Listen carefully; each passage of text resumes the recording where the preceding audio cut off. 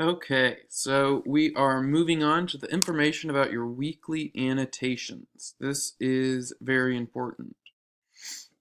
Okay, so you may or may not have done annotations before in other courses in the past. Um, if you have, these are very much exactly the same thing that you probably learned about, but I'm only asking you to do one every week.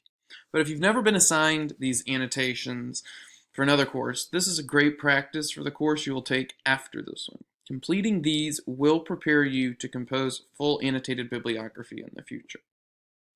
So why are we doing this?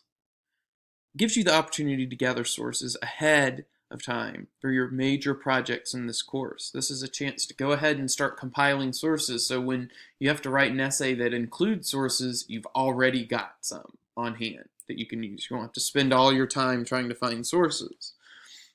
You'll also then have these sources for the future. So if you end up doing your final project for this major, you will have sources, okay? If you end up writing about the same thing you write about in this class. It's also a great way to start trying to figure out what is reliable and what is not reliable, finding quality sources. And by doing this on a weekly basis, you'll never really stop writing for too long, and that'll constantly keep the topics and ideas fresh in your head.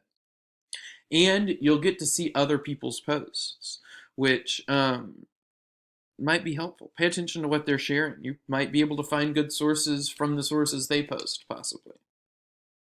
So what is an annotation? It consists of two parts. First is the citation entry, which is called a bibliographic citation. And the second part is a summary and analysis of that source. So the citation entry, the bibliographic citation, should be in proper APA format for scholarly journal articles. This is the format right here that I have listed. Okay, so just be sure to follow that format, and if you want to see it in a different place with maybe more explanation, click on this link in this owl.english.purdue.edu. The Purdue Writing Lab is a very great resource on APA. So your summary and analysis. The second part of an annotation is the summary analysis. In this portion, you should simply summarize the contents of the source and discuss the main points of the article. So if you want, you can discuss how the article is relevant to your work in the class. You may also discuss how effective the article is in terms of its content and style. Don't post your own argument about the author's topic. This is a summary analysis of a resource. So all you'll be doing is summarizing what that resource says, and then explaining how you can use it in your paper, or why it's a good or bad source. That's all. Don't start talking about what your own argument is. So the summary analysis paragraph is placed below the citation, and a good summary contains at least 10 lines of text. What I mean by this is, to get a 100 on these assignments, do at least 10 lines of summary analysis. And that way you'll be sure to get a 100 every time. Where to find sources? Now you can only obtain sources from the Marks Library databases. Those can be found here. You can also, there'll be a video made available to you that shows you how to use the library's database, so I'm not going to go into it too much here. It's going to make you log in using your J number to access the database. Do not use non-academic sources from internet search engines like Google, as I mentioned earlier. Academic databases, they contain thousands of different periodicals and books that you can choose from. Some very, very reliable and thorough databases include EBSCO, JSTOR, SAGE, Project Muse, Academic Search Complete. Use any of these databases on the Marks Library website. Just don't use Google or Bing or even Google Scholar. I know that exists. Stay with just the Marks Library database. So, rules and guidelines. First, it has to be in correct APA format. Next, you must have at least 5 to 10 strong sentences of text, making 10 lines in total.